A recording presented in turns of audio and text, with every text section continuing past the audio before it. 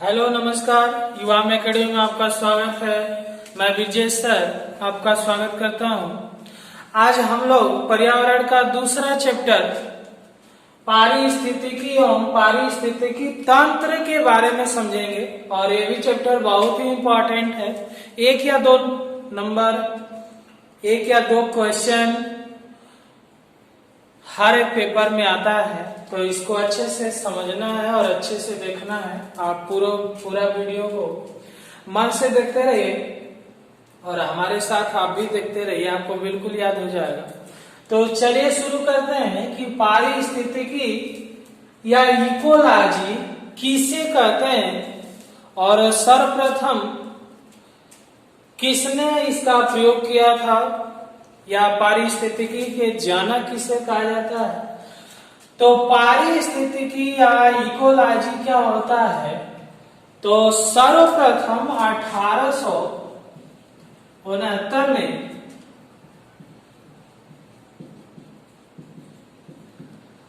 Ernest हैकल ने ecology को ओएकोलॉजी में प्रयोग किया था और उन्होंने बताया था कि किसी भी जीव समुदाय के वास स्थान के बारे में या वास स्थान या रहन सहन के बारे में या उनके आवास को लेकर सभी चीजों का अध्ययन जो किया जाता है वही पारिस्थितिकी कहलाता है। अर्नेस्ट हैकल ने कहा था, इसलिए पारिस्थितिकी का जनक आपसे पूछता है तो जनक है अर्नेस्ट हैकल। और इन्होंने कहा था कि पारिस्थितिकी वह है जो किसी जीव समुदाय और वातावरण के संबंधों का अध्ययन पारिस्थितिकी कहलाता है।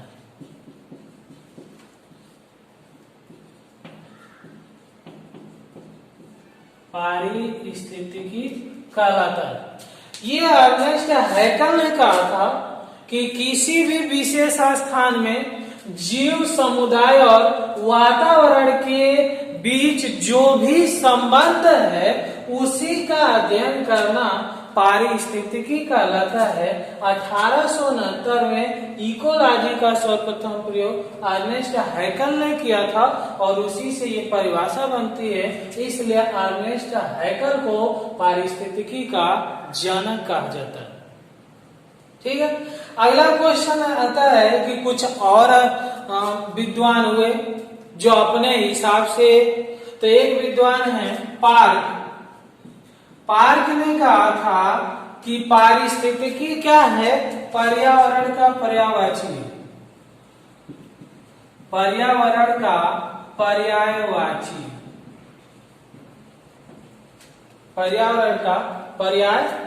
है, ये पार्क ने कहा था।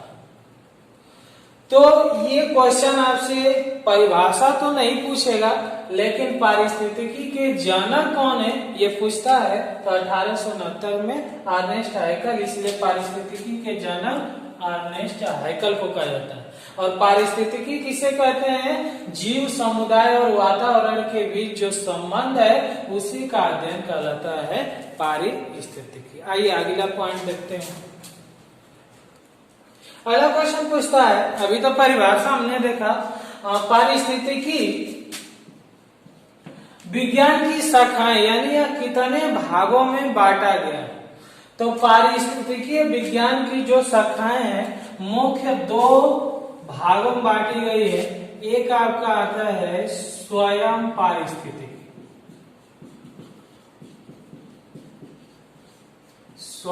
पारिस्थितिकी यानी ऑटो इकोलॉजी, और एक आता है समुदाय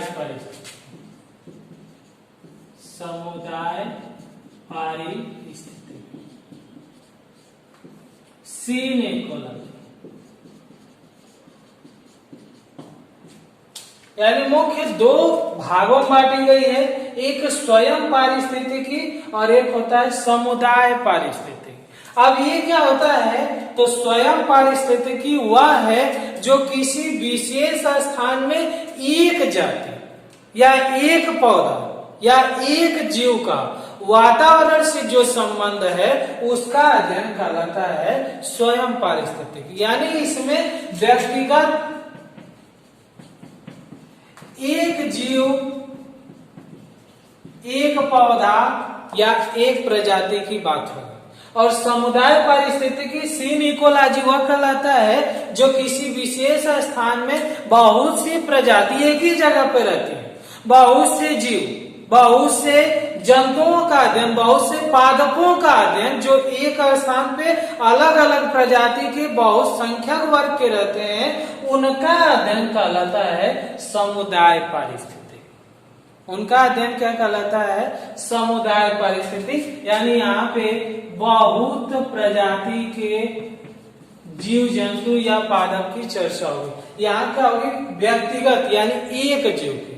तो स्वयं पारिस्थितिकी किसे कहेंगे, जहाँ एक जीव, एक प्रजाति की बात हो, और समुदाय पारिस्थितिकी उसे कहते हैं जहाँ पे बहुत प्रजाति या बहुत समुदाय का वातावरण से संबंध हो, उसे हम कहते हैं समुदाय पारिस्थितिकी। तो ये पारिस्थितिकी विज्ञान की शाखाएं मुख्य हैं। अब अलग अलग लेखक, अलग अलग विद्वान वास स्थान पे पारिस्थितिकी को बांटा है, तो उसको देखते हैं कि वास स्थान पे पारिस्थितिकी को कितने भागों में बांटा गया।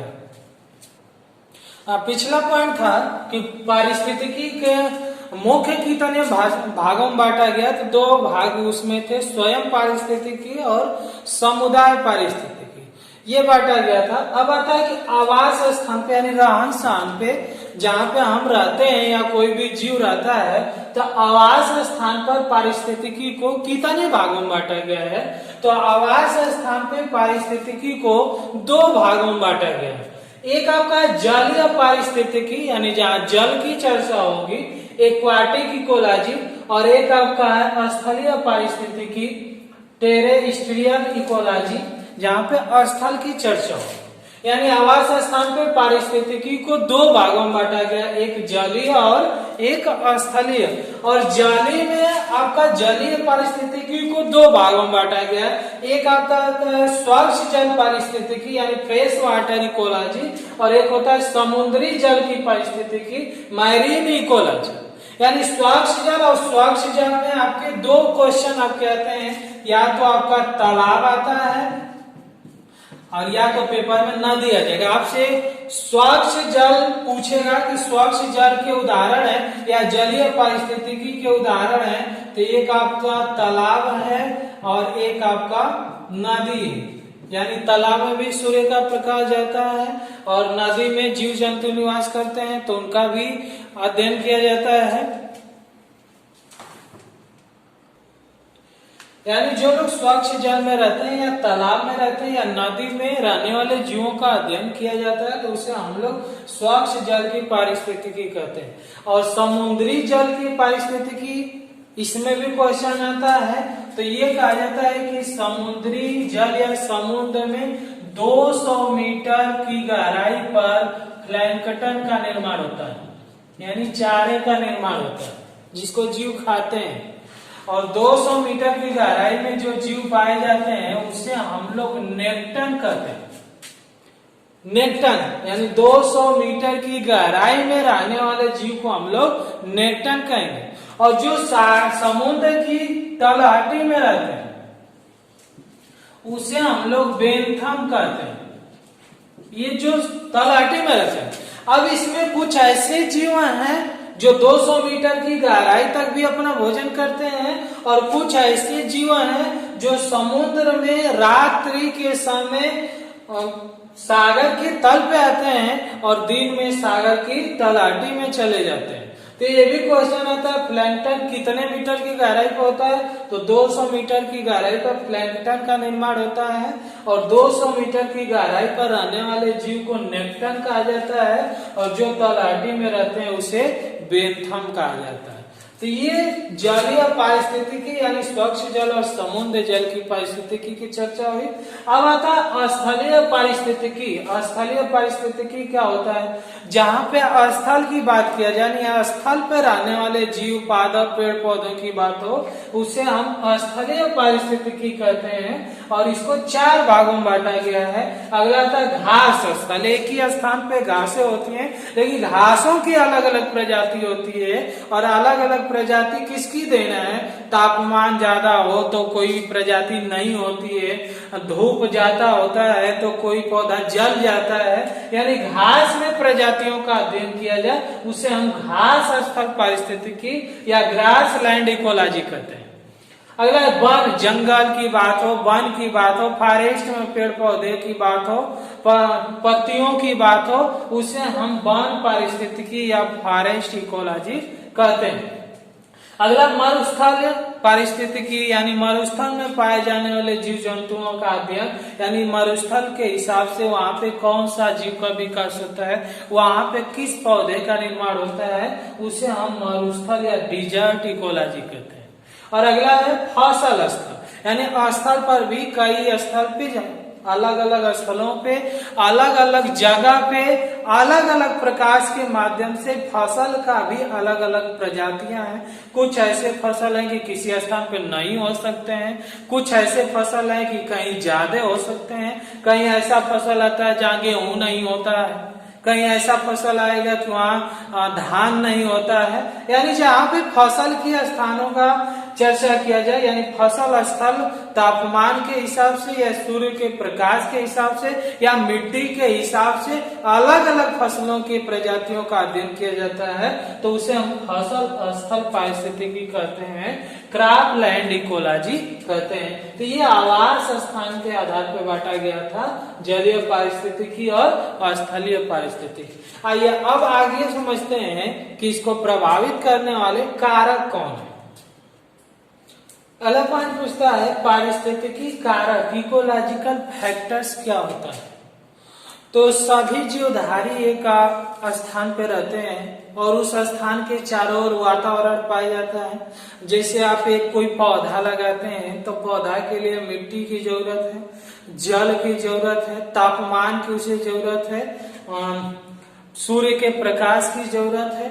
हर एक चीज उसको मिलता है तब पौधे का विकास होता है। यानी वर्षा, जल, तापमान, मिट्टी, सूर्य का प्रकाश, यानी पौधों के विकास के लिए या किसी भी जीव के विकास के लिए या उसकी संरचना के लिए जो जो भी चीजें कार्य करती हैं उसी को हम लोग क्या कहते हैं? पारिस्थितिकी कारक कहते हैं। यानी जो हमारी वृद्धि में संरचना में जो सहायक तत्व है वही क्या कहलाता है? पारिस्थितिकी कारक इकोलॉजिकल फैक्टर्स कहलाता है। और इसको 4 भागों में बांटा गया है। स्थलाकृतिक कारक टोपोग्राफिक फैक्टर्स, यानी जहाँ पे स्थल की जरूरत है तो स्थल में क्या होता है? पृथ्वी की ऊंचाई और ढलान। ढलान है तो वहां पे कुछ और पेड़ पौधों का विकास होता है। पृथ्वी की बहुत ज्यादा ऊंचाई है तो वहां पे कुछ और पेड़ पौधों की विकास होता है। यानी हर एक पौधा हर जगह पे नहीं हो सकता है, ऊंचाई और ढलान के हिसाब से उसकी लंबाई चौड़ाई बढ़ती है। या कुछ ऐसे पौधे होते हैं जो ढलान पे होंगे तो ऊंचाई में नहीं हो सकते हैं। यानी स्थलाकृतिक कारक टोपोग्राफिक फैक्टर्स हुआ करता है जहां पे पृथ्वी की ऊंचाई और ढलान की बात आती है उसको हम कहते हैं स्थलाकृतिक कारक। अगला जलवायु कारक यानी मौसम, क्लाइमेट फैक्टर्स। मौसम की बात किया जाए कि पेड़ पौधों के लिए तापमान की जरूरत है, प्रकाश की जरूरत है, जल की जरूरत है, वर्षा की जरूरत है, वायु की जरूरत है। यानी जहाँ पे तापमान, प्रकाश, जल, वर्षा और वायु की जरूरत हो या उसका चर्चा किया जाए तो उसे हम कहते हैं जलवायु कारक। और यह न मिले तो किसी भी पेड़ पौधे पे प्रभाव डालेंगे, इसलिए इनका रहना भी जरूरी है। इसीलिए क्या है? फैक्टर्स है। ये नहीं रहेगा तो प्रभाव डालेगा। और यही तो हम पढ़ रहे हैं, किसी भी जीव समुदाय में वातावरण का जो प्रभाव होता है वही तो पारिस्थितिकी है। तो जलवायु कारक में क्या आएगा? तापमान, प्रकाश, जल, वर्षा और वायु। अगला था मृदीय कारक, इडाफिक फैक्टर्स। मृदीय कारक क्या है? मिट्टी हम डालते हैं किसी भी पेड़ पौधे के नीचे, तो उस मिट्टी में कौन से तत्व पाए जाते हैं या पोषक पाए जाते हैं, क्योंकि मिट्टी में तत्व और पोषक पाए जाएंगे तभी उस मिट्टी में लगा हुआ पौधे का भी विकास होगा। खनिज की बात होगी, कार्बनिक पदार्थ, शैवाल, मृदा, यानी इन सभी का अध्ययन किया जाता है, उसे हम मृदीय कारक कहते हैं। और चौथा है जैवीय कारक, बायोटिक फैक्टर्स, यानी सूक्ष्म जीव इसमें आएंगे, जीवाणु आएंगे, कवक आएंगे, सजीवता आएगा, परजीवता आता है। कहीं देखते हैं कि पौधा लगाते हैं, पत्तियों पे किरौना लगने लगता है, तो उसके लिए हम उपाय करते हैं, क्योंकि वो किरौना क्या करेगा? पत्तियों पे प्रभाव डालेगा। तो ये सब क्या है? सूक्ष्म जीव, जीवाणु हैं, कवक हैं, शैवाल हैं, यानी इन सभी की जो चर्चा हो जैवीय कारक।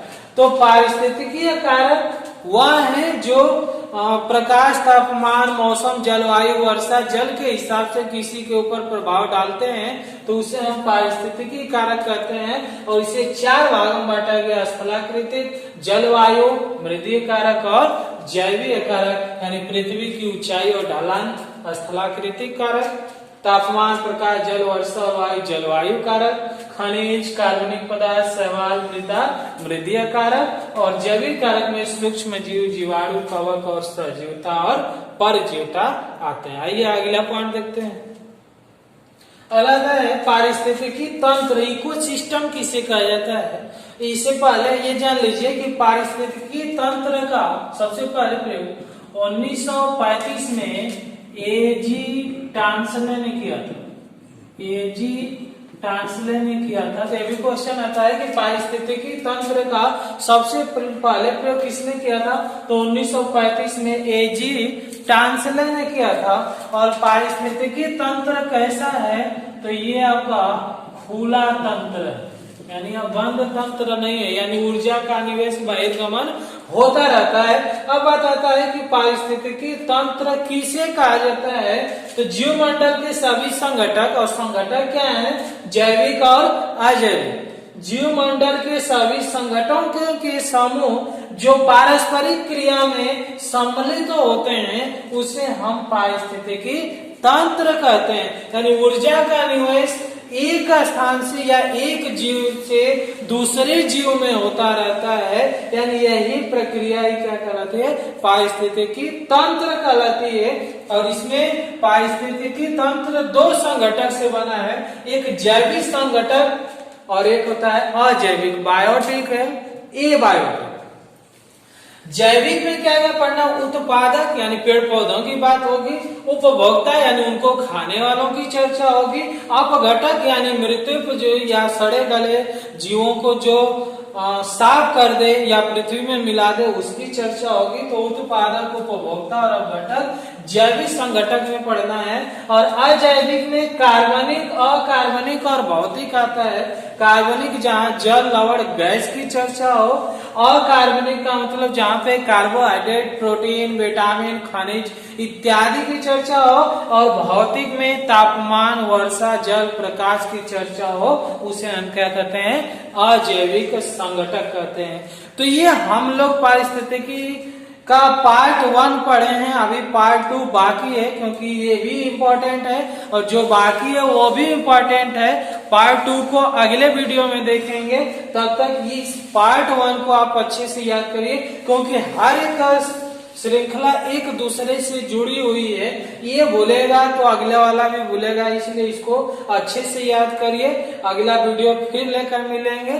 तो दोस्तों, आपको यह वीडियो अच्छा लगे तो इसे लाइक करिए, कमेंट करिए और इसे शेयर करिए, और युवा में एकेडमी के चैनल को सब्सक्राइब करिए। जय हिंद।